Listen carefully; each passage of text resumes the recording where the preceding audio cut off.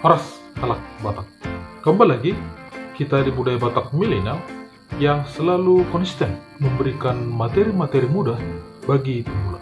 Kali ini, bagaimana medok kata ketika ada acara pertanyaan di rumah atau acara sederhana yang memberikan makan kepada tamu-tamu kita.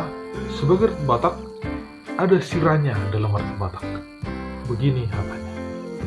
Molate ma dihamu seluhutna tontong nami naruh dia pada pikir tersiuk nih huasin sepanon nah pato pahami sauteki beles mai nama kulit hidupe na bui pato pahami asal nai ma suara komputer julu asa istiti ma siopa golang pangarap songonite si panganon dot istitiu na bui pato pahami dia pala tikyo tuan pertama na pagukon pasu lima. Itulah menu kata sautik ketika humas isi panganan. Jadi ada cara pertanyaan di rumah, berikan sedikit, jangan langsung makan. Yang asutun yang menyiapkan memberikan sedikit kata tadi dengan pas